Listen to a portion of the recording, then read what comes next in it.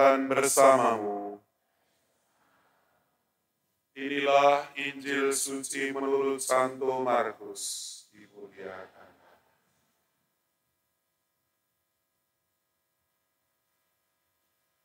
Waktu itu murid-murid Yohanes dan orang-orang Farisi sedang berpuasa.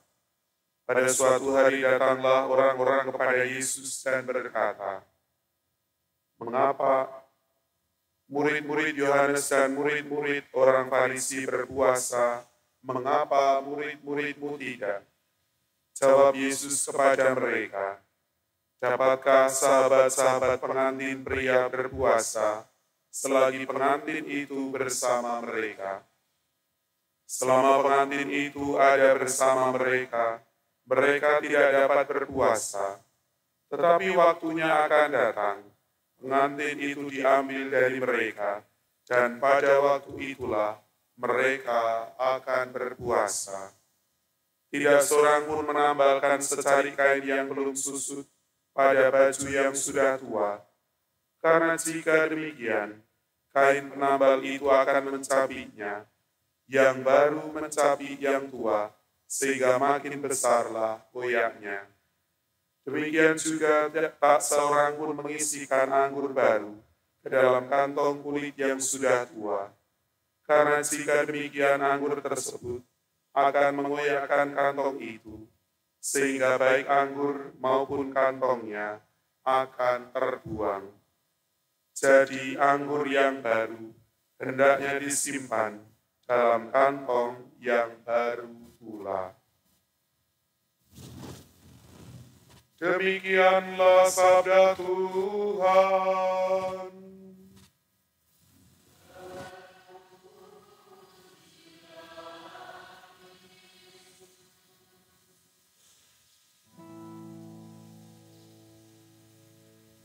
Bapak, saudara-saudariku yang terkasih dalam Tuhan, kita semua mengetahui bagaimana konteks yang terjadi dalam bacaan Injil ataupun juga bacaan pertama. Pembicaraan tentang bagaimana orang berpuasa yang tergambar di dalam bacaan Injil adalah sebuah cara masuk bagi Tuhan untuk menjelaskan apa sejatinya hal yang berkenan kepada Tuhan Allah. Barangkali selama itu cukup banyak orang-orang Yahudi ataupun juga orang Farisi melakukan puasa menurut ketetapan nenek moyang. Hari demi hari melakukan puasa tanpa mengetahui maksud dan tujuannya. Yang penting melakukan saja. Kamu disuruh apa tidak tahu. Tujuannya untuk apa tidak tahu.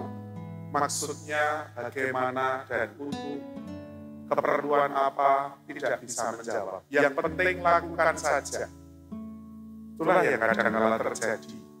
Ketaatan itu terbentuk melalui kebiasaan tanpa mengetahui maksud dan tujuannya. Maka ketaatan akan menjadi ketaatan buta. Yesus ingin mengajak kita semua merenungkan ungkapan anggur yang baru layak jika ditempatkan pada kantong yang baru. Yesus mengharapkan supaya kita semua menempatkan pemahaman yang sejati terkait dengan puasa dan aneka macam hal yang lain di dalam pemahaman yang baru, sehingga kita semua mengerti maksud dan tujuan dari sesuatu yang perlu dilakukan.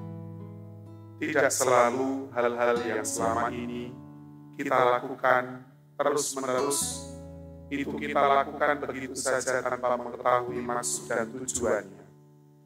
Maka Bapak Ibu, saudara-saudariku yang terkasih dalam Tuhan, barangkali hal inilah yang diperlukan menjelang hari-hari ke depan kita semua memasuki yang sudah boleh memilih pemilu.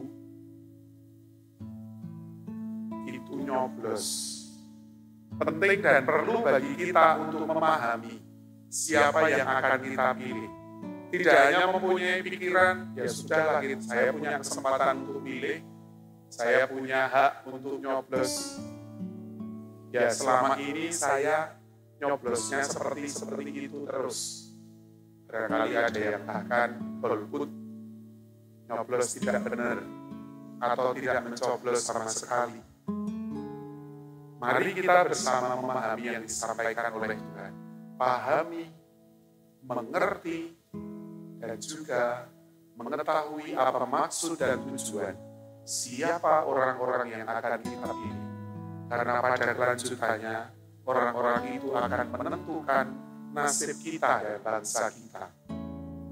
Semoga perenungan ini menjadikan kita semua lebih bijak untuk memahami dan mengerti maksud dan kehendak Tuhan dalam kehidupan kita. Tuhan memberkati kita semua.